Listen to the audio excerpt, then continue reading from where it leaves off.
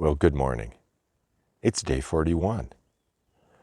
And yesterday, which was a tough day, you know, with all the lava fields. There may be more lava. Well, I know there's more lava coming up, but I'm not really sure how much it's going to be today. But a lot of smoke yesterday. Fog in the beginning, and then smoke all day. And it was getting quite intense in the afternoon. Such that I started getting worried that there was like a local forest fire. Well, I don't think so, because beautiful blue sky today. And I don't see any, smoke layer anywhere. May change. I heard from Travlin Beat, who's from Fairfax County. And I think we're going to meet around Elk Lake. He's doing a straight no-bow. He went right through the Sierras. One of only a handful. And he's being slack packed right now, so he's going to do 28 miles. And he's only going to start at 9:30, I think he said. But he's slack packing. Anyway, this is where I camped. You can't really see it with the sun. But anyway, very nice place here, and morale is high, and looking forward to doing 22 or something into Elk Lake area. Meeting Beat, maybe we'll be able to have a beer, who knows? We'll see. Sun's just come up over the lava field.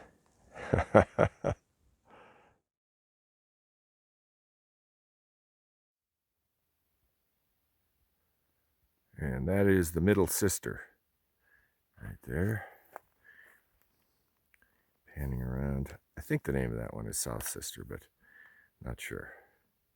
I'll have to check.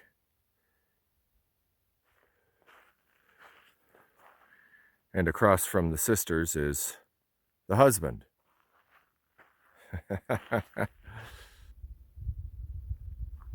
I invested half an hour to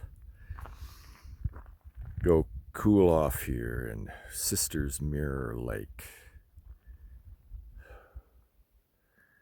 Pretty easy to get in and out, and yeah, good thing to do on a hot August day.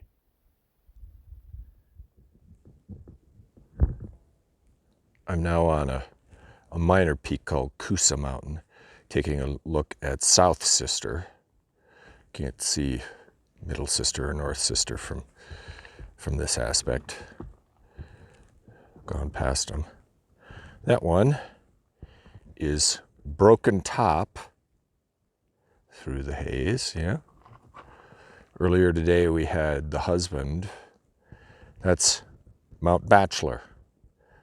I guess left out in the cold from the three sisters. Okay, heading down to Elk Lake.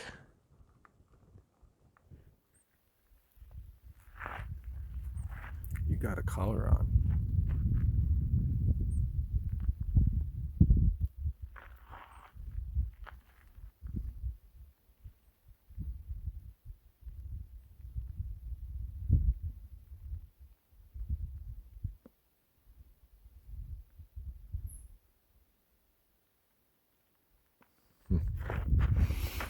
Okay.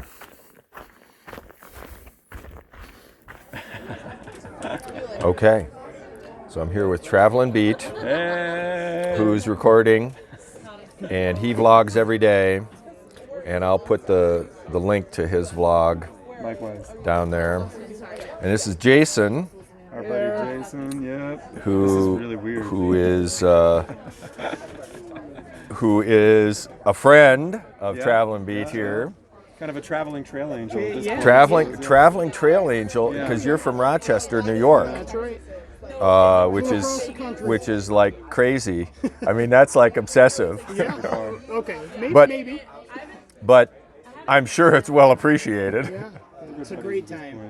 And we're at the Elk Lake Resort here, which I was at 4 years ago, but when I was here it was November, and essentially it was shut down. I remember getting a burger, but I was like the only one here.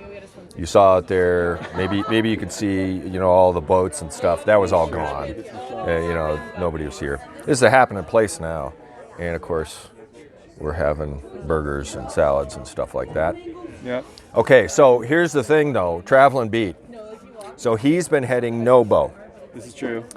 and he's gone like straight through. So I call these people the 2%ers. I think that's Because- probably about right. I think we were guessing about 98%. Because about 98% of them are snowbows or flip-floppers of some sort. And from when I've been talking to the folks, probably about half of them aren't even going to do the Sierras at all. That's such a shame, though. That's the jewel of the trail. Well, it is the jewel of the trail, but they just, Logistics and it's stuff. the, you know, people run into problems with visas and things like that. So, but he went straight through. Straight through. 13-day food carry.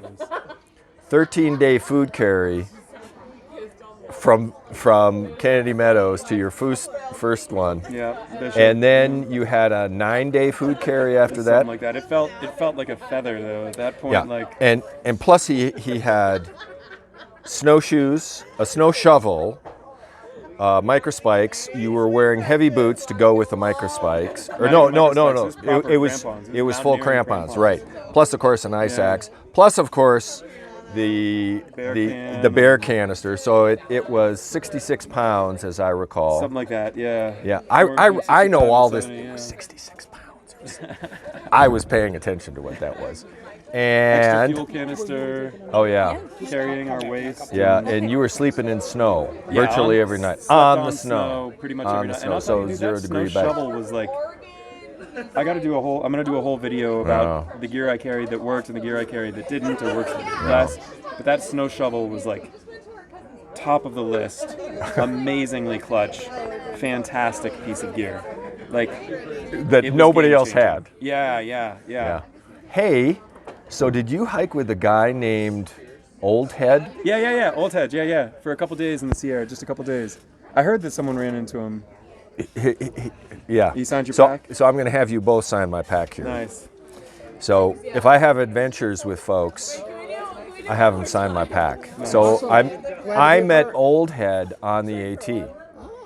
He was called Scoutmaster then. He recognized Oh, me. really? Yeah, he Oh, I recognized didn't me. realize this. Yeah. Oh, that's funny. I asked him 2019. about you. Oh, that's so cool. Yeah. So, but anyway, I have been thinking, because you had made it through the Sierras before I even started. June 26th is when we got to Sonora. Yeah. So I got to Hart's Pass to go up and touch the border on the 1st of July Yeah, geez. and touch the border on the 2nd.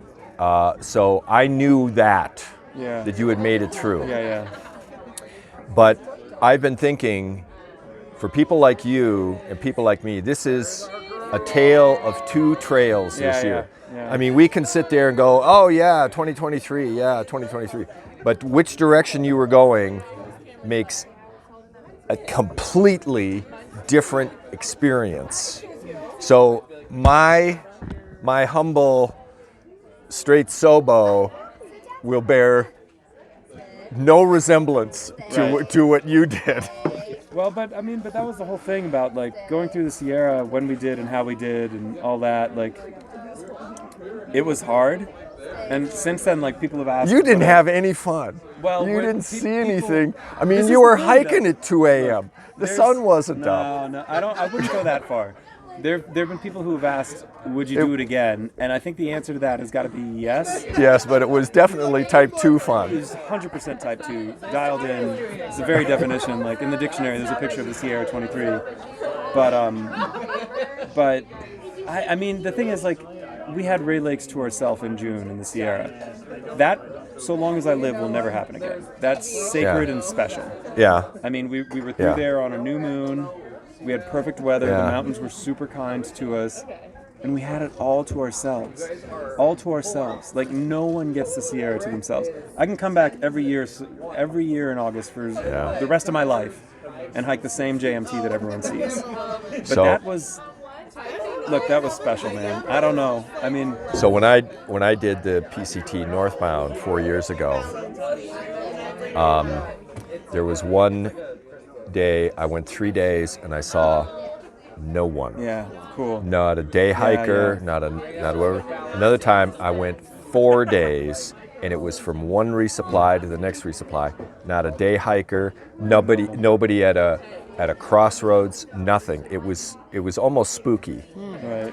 But you can have different experiences on the trail depending on where you are and what you're doing. So anyway, with that, my arm is getting tired here, and I have 6 minutes and 33 seconds just for this clip. Yeah, I know, right? Long clip. And I'm going to put it down because I still have a half a burger and a half a salad. And you haven't even ordered We yet. haven't even ordered yet. No, we got to order. Just Okay. got here. Okay. Carl, by the way, for you guys, is so he lives relatively near to me in Northern Virginia. Yeah. And he hiked 1,000 miles on the AT the year I hiked the AT in preparation of his 2021 CDT hike. So when I finished the AT and knew I was going to do the CDT next, Farrell was super generous with his time and knowledge and experience to come out and meet me up and just have like a total, I think it was like a 3-hour debrief or something like basically. that. Something I mean, it was like an insane amount of that. time. Yeah. But I was just kind of thinking like, there's literally no one better on the planet to tell me about the CDT than this dude. Well, because you had hiked pretty much half the AT the same year I did. Yeah. So we could speak the same language there. Yeah. And you had done the CDT the year before I did. So you had the most sort of recent eyes on it.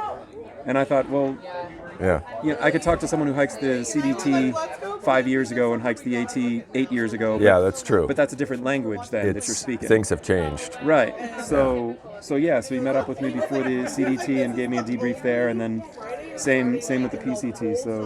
So super awesome and super awesome. Like I was just saying when I walked up, super awesome to run into him on trail, and I think the way I put it was like see each other in our natural environments here instead of the coffee shops of our suburban homes. So, Yeah. really, really cool. Anyways, Yeah. so looking forward to having a meal here, but that's Farrell. Awesome. And I'm Travlin Beat. Hi. All right, talk to you guys later. I'm in Bend, Oregon, inside, showered, fed. It's a long story. I'll catch you all up tomorrow.